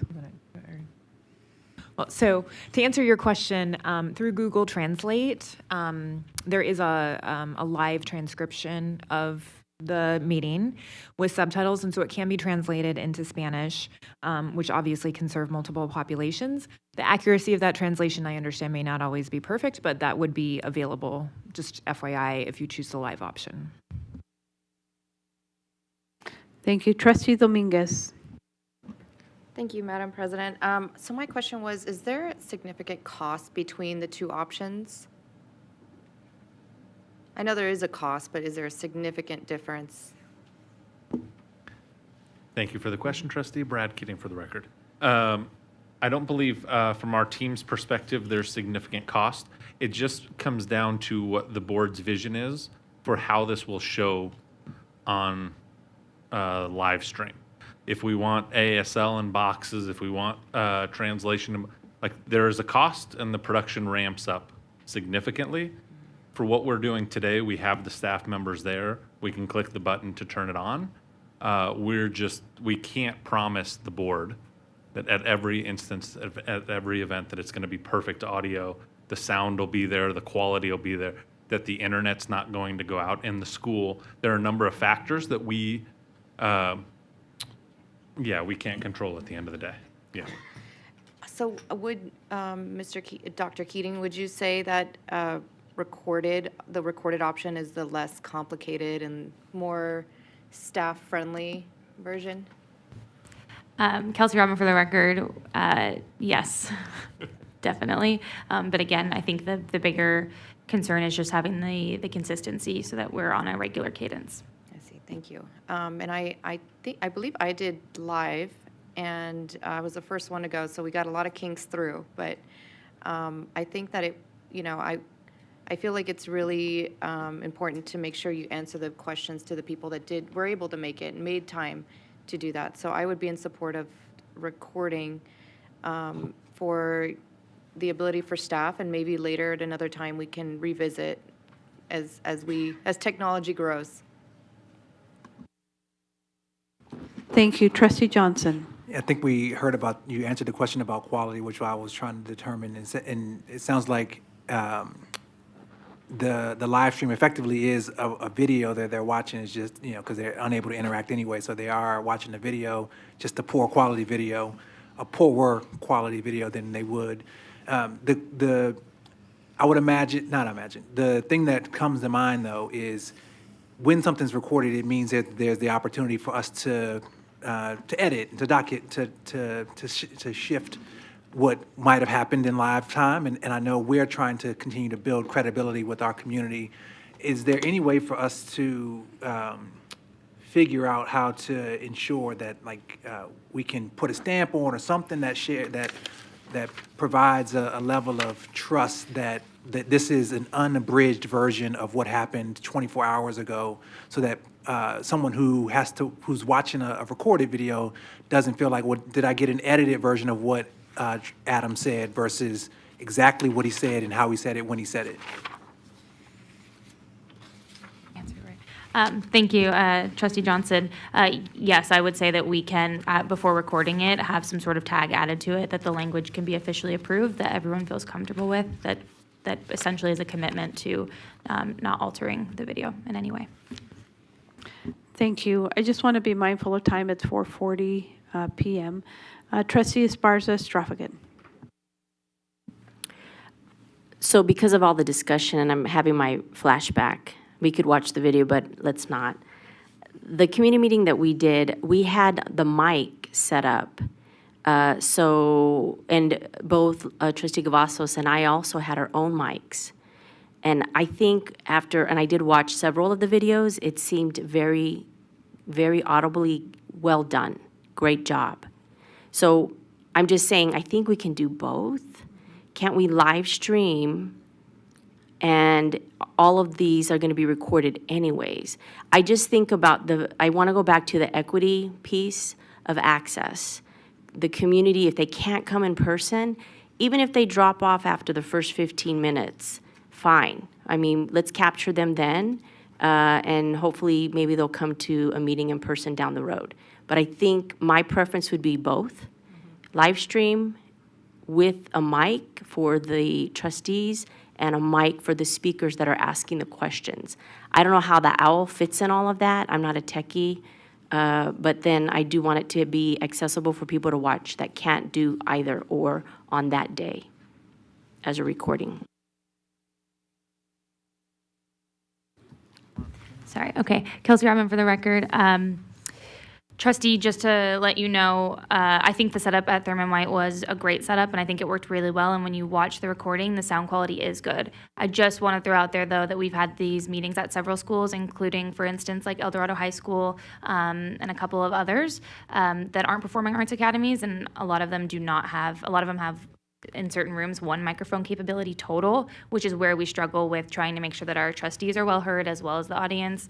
And so that's just something to consider. That setup was a great setup. I would be shocked if it can be replicated at all the schools that we do this at, just so everyone's aware. I have a follow-up question. Go ahead, Trustee. So was the microphone that was used by the participants from the school, or was it? So is there a possibility in our budget that maybe your department, could we purchase a microphone so they could be used throughout, and it wouldn't be a burden on the school to have to provide a microphone? Kirsten's here for the record. We can definitely look into that. I think that would reduce some of the variables. So we will look into that. I think that's doable. Trustee Stevens. So we just saw how long it took us to pick a date. And there's 1, 2, 3, 4, 5. There's 7 questions on here? 7 questions. Okay. So would it be possible, legal counsel, for us to potentially, I don't even want to say table this. Is this something that can be sent in like a jot form to all the trustees? Does it have to be something that's voted on?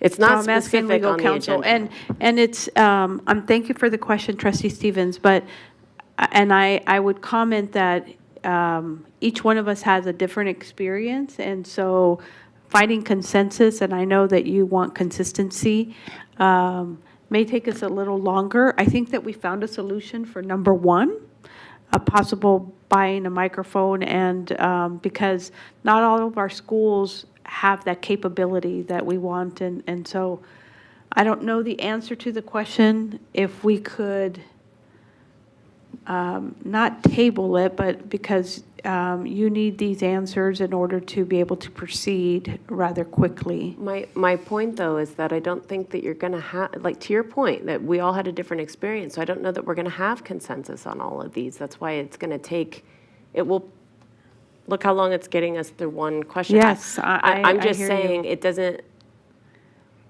I would, because there's not likely to be consensus on all of these questions, and it is interesting that when we're scheduling these, staff is reaching out to all of us individually for all of our meetings saying, do you prefer this? Do you prefer that? So we're already tailoring it pretty well. So what I'm having a hard time understanding is why we have to have consensus on all of these questions right now. Yeah. Mahogany Turfley, Board Counsel. With regards to the answer to your first question, can the matter be tabled? It could be tabled just like any other via motion. As far as what the staff needs, I will defer to them. And I'm going to ask Superintendent Ebert to weigh in. Thank you. And so, yes, that's what our team, when we had debated, whether bringing these questions to you in that fashion and just hearing the conversation in regard to the first question. I mean, first of all, I just commend the board for restarting these events, right? I mean, that was the thing, and our team to get there, and they have been flexible, and we can continue through the rest of this year. I think we wanted to make sure that you heard the concerns. I mean, I participated as someone online, and in one meeting, it was really great, and in another meeting, it wasn't so great to be able to hear online. I didn't participate, but I was watching, like many, and it was two different experiences. So let us continue to work through these items. We can still customize, because these are all the things that we have been customizing. It is more of a lift on us to do that, but I think we'll also, all of us, will be, we'll have a second opportunity, and maybe this summer just revisiting it. And I'm more than happy, and my team is nodding their head. We're more than happy to do that. We just thought if we could get to, a system sooner, then that would be great. But I think even more than that, we wanted to share with you what we're experiencing and what the participants are experiencing at this moment in time.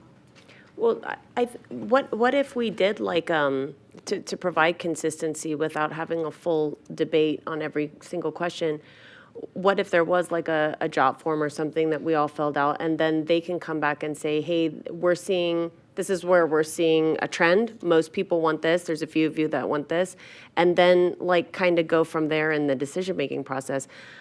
I just worry that we'll get through, get to one question and we just have a disagreement, and then what? You know what I mean? That's my only concern. That's all I'm saying. Thank you for that. So, Vice President Zamora. Thank you, Madam President. I hear what everyone's saying, and I think a lot of the time-consuming part is kind of the debate, right, part of things. But I was actually ready to make a motion, and I think there's no public comments. Am I good to move forward? I'm just going to make sure I didn't announce it. Is there anybody here that would like to provide public comment? Okay, seeing none, Vice President Zamora. So after hearing everyone and the, need of wanting to hit both communities, those online and those in person, and I know the following question actually has to do with people who might be online, I would like to make a motion to move forward with the recording option and posting it on YouTube. That's it, yeah. That answers the question. That was the first one, right? Okay. Trustee Dominguez. Madam President, before I second that motion, which I agree with, would we would we then make a last motion approving the agenda item as voted on, or how are we doing, like sub? Great question. And I'll ask legal counsel, because I think we found consensus on question number 1, but then based on what Trustee Stevens said, is there a form that could be created so that we could kind of customize it without having to have full debate on every single issue? So for clarity purposes, are you wanting to vote on the first item and table the rest of the items? Correct. Okay, then somebody would need to make a motion for that.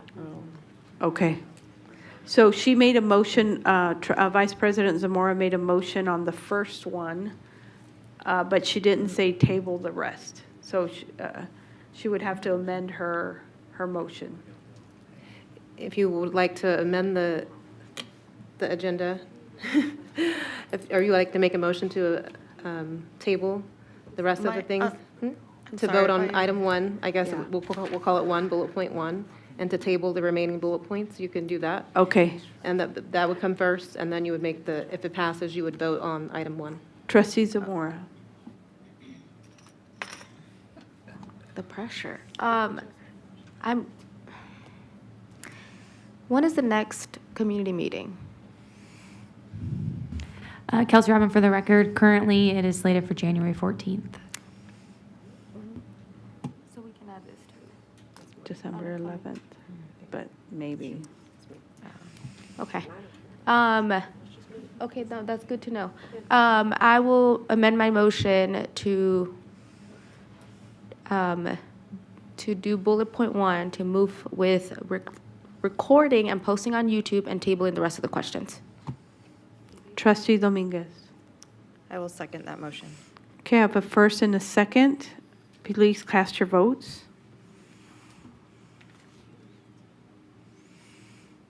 That motion passes 5-1. Let us take, thank you, Ms. Sear.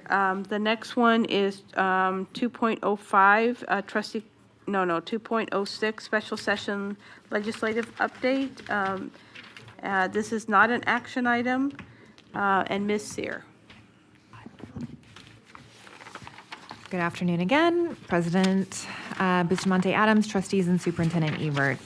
We're going to give you a brief review of the 36th special session of the Nevada Legislature. Joining me in this review are Assistant Superintendent Dr. Brad Keating and Director of Government Relations Dr. Nathaniel Waugh. And we're going to give you an abridged version. Good evening. President Bustamante Adams, trustees, Superintendent Ebert. To provide context, the governor issued his proclamation for the special session on Wednesday, November 12th. The session convened the following morning at 10 a.m. and concluded on November 19th at 11 p.m. The primary focus was on urgent legislative and budgetary matters, specifically targeting public safety, healthcare access, and economic development. In total, 27 measures were raised. This included 15 bills directly related to the proclamation, 5 resolutions regarding session operations, and 5 concurrent resolutions for studies and reimbursements. Additionally, legislators successfully petitioned to add an agenda item regarding corporate purchases of housing. Before we dive into the education-specific impacts, this slide highlights the broader slate of items that passed but do not directly affect education. AB 1 was to improve state cybersecurity. AB 3 enhances privacy for public officers. SB 3 establishes the Silver State General Assistance Program to maintain benefits for Nevadans in the event that federal programs such as SNAP, TANF, or Medicaid are disrupted. SB 4 handles appropriations for corrections, health, and human services, higher education institutions, and support for the Commission on Innovation and Excellence in Education. SB 6 addresses the relocation efforts for Windsor Park residents. And finally, SJR 1 proposes adding universal mail-in ballots to the state constitution. Kirsten Sear for the record. Now we are going to turn to legislation with direct impact on our operations. As you are aware, our community has seen a record number of students hit by cars on the way to or from school this school year. This includes several devastating fatalities. CCSD is collaborating with Clark County and other municipalities and law enforcement agencies on a school traffic working group that is exploring community-wide solutions to this growing problem. We anticipate having a report to the community later this spring. However, the district and Clark County sees the opportunity to implement incremental first steps to protect our students during the special session. I'm proud to say that AB 6 regarding school zone safety improvements was approved. This bill grants local authorities further discretion in setting prohibitions on speeding, U-turns, and passing in school zones. It also requires local authorities to set standards for signage in these school zones. Regarding enforcement, penalties and traffic violations in active school zones effectively double. Violators will also face twice the number of demerit points, which applies to DUI offenses as well. Nathaniel Waugh, for the record. Crucially, 2 Senate amendments were attached to this bill that affect student privacy. The first was directory restriction. Public schools are now prohibited from including student information in directories except for their name, grade level, and photograph. And second, disclosure restriction. Schools are prohibited from disclosing student or parent phone numbers and addresses to third parties, except as required by law or necessary for instructional or wraparound services. We have already been in discussions with Superintendent Wakefield of the Nevada Department of Education to create a regulation and definition for what instructional and wraparound purposes to prevent unintended impacts to any schools or districts in the state. And we are excited to share that the governor will join Superintendent Ebert, members of the Clark County Commission, county leadership, and many of you for a ceremonial bill signing of AB 6 on December 11th at Rowe Elementary School. This ceremony will celebrate the community collaboration that has brought us to this point and also highlight the significant safety impacts this legislation will have for our students. Brad Keating for the record. So related to traffic safety, wanted to bring your attention to Assembly Concurrent Resolution 4 was also approved. That directs the Joint Interim Standing Committee of the Judiciary to conduct a study on road safety. The study will consider 3 main areas, many of which we've talked about previously and are important to all of you. Number 1, electric devices. So reviewing laws on e-bikes and scooters to determine if more regulation is needed. Number 2, school zone safety. So analyzing traffic violation data and best practices to see if increased penalties actually improve safety. And number 3, local government power. So evaluating whether school districts and local governments need more power in order to regulate traffic and electric devices in school zones. So that'll be important work over the next year as we lead up to the 27th session. Also wanted to talk to you about Assembly Bill 4, the Public Safety Omnibus Bill, also known as the Governor's Crime Bill. While this bill broadly revamps criminal statutes regarding assault, domestic violence, and theft, it also contained a specific section relevant to our schools. Section 46.5, you see on the screen, prohibits school districts and employees from granting law enforcement access to school grounds or providing student family information without a lawful court order, warrant, or subpoena. It's important to note that the bill does stipulate that employees who violate this provision are subject to disciplinary action by the district. I will also stress that this in no way will interfere with regular law enforcement activities that our Clark County School District Police and our local partners utilize every day to keep our campus community safe every single day.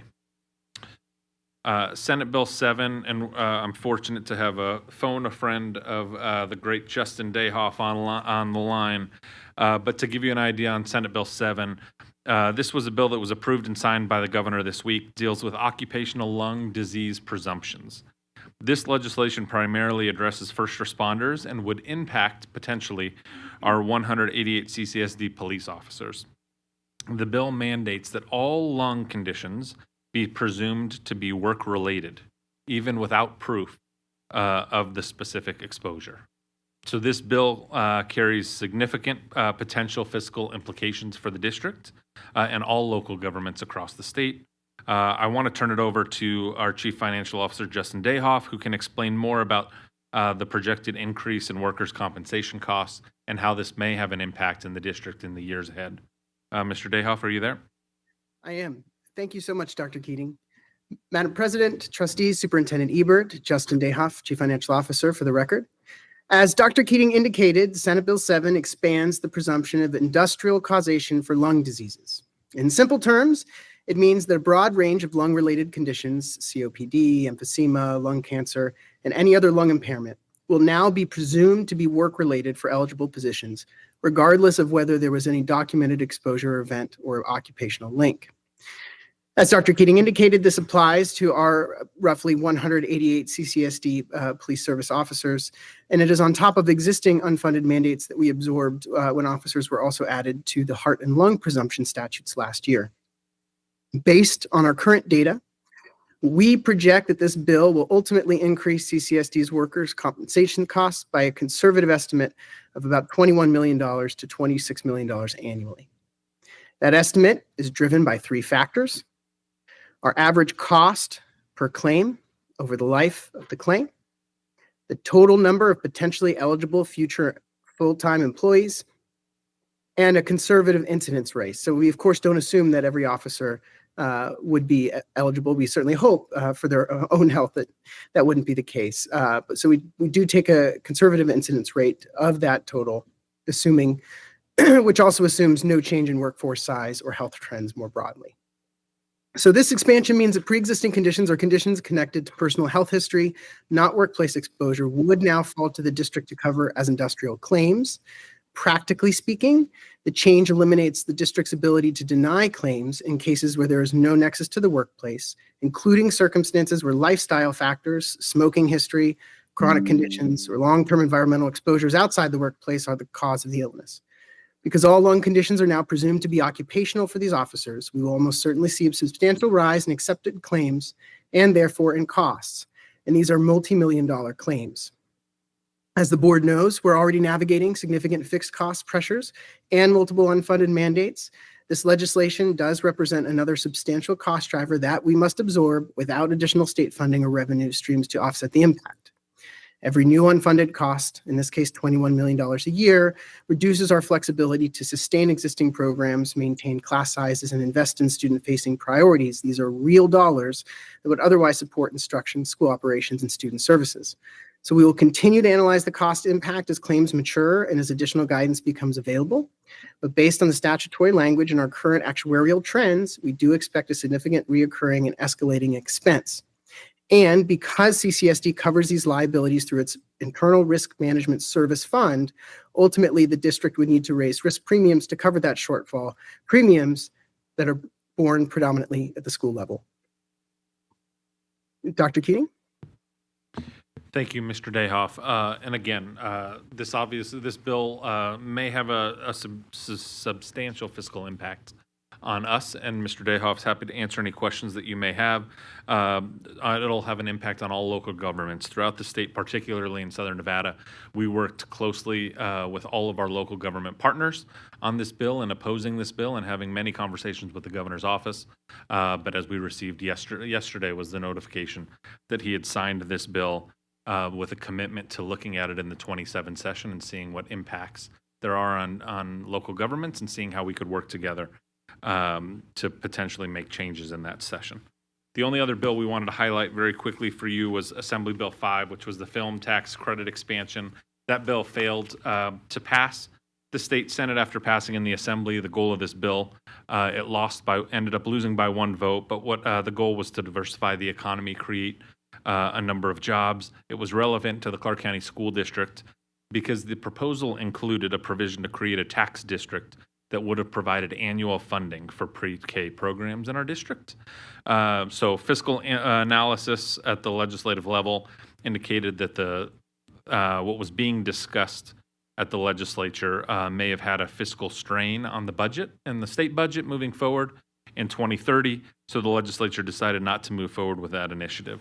So with that concludes our review of the legislation. From the 36th special session, we're happy to take any questions you may have regarding these new statutes or how we will implement moving forward. Thank you. Thank you so much. Any questions from trustees? Trustee Esparza-Straffigan. Okay, I know we're in a time crunch, so before the superintendent exits the room, I just want to clarify on slide 6, because of the fact that it was an amendment to the bill and additional. We often get claims that people have concerns. There often may be misinformation that potential ICE is near our schools or on our campuses. Can you just give us a nice update to dispel those myths and also misinformation, what's happening? Thank you, Trustee Esparza-Straffigan. So to date, we continue to say our schools are the safest place, and our children need to be in our buildings learning. There have been no incidents of ICE even coming in with a warrant, which, as you know, they could, but they have not. And our schools are getting ready for Christmas. Trustee Johnson. Is there a way for us to, in the future, I'm quite concerned about AB 7 and just like the ballooning cost of what it could be, especially when there's no room for us to escape liability. Is there a way for us to, in the future, describe either, Justin, if you can help us look at the future costs. I mean, I know you said 21 and 26, but over the course of several years, and just like what that looks like, and then how we might be able to build a plan to figure out where carve-outs might be able to exist, especially for an entity that has a fixed revenue stream, and this is an uncapped liability. So can we just get in the future some sort of analysis on what we might be able to do to ensure that we can control the cost of this liability, especially when we don't have control of the input? Thank you, Brad Keating, for the record. Yes, we will get that to you all, and we will work with Mr. Dayhoff's office in the 27 session to make sure that we get whatever revisions we can to this bill so that it doesn't have massive unintended consequence. Thank you. Trustee Biasotti. Thank you, Madam President. Dr. Keating, I know I could dig up the video somewhere, but for the presentation on SB 7, what was the logic behind that? Brad Keating, for the record. Senate bill, there are different opinions on Senate Bill 7 and why it was brought forward. There were a lot of questions whether that bill was even germane to the proclamation by the governor. When the when professional firefighters of Nevada brought the bill forward, it was dealing with a Supreme Court case. That Supreme Court case stated that the presumption should be applied in a manner to provide the firefighter with those dollars. So they moved the bill forward in alignment with that Supreme Court case. But there are a number of questions and question marks still around that case. Okay. Thank you so much. No other questions on that, and that was not an action item, so we're going to go to 3.01. I did have one person sign up in advance. Ira Sternberg, are you in the audience? No, I do not see that. Is there anybody else that did not get a chance to complete a public speaker card? Okay, seeing none. Item number 4.0, upcoming meeting announcements. Our next meeting is Thursday, December 11th, 2025 at 5 p.m. here in this boardroom. We'll move to agenda item number 5. Entertain a motion. Trustee Esparza-Straffigan. I make a motion to adjourn the meeting. Thank you, Trustee Henry. I'll second. Thank you. I have a first and a second. Please cast your votes.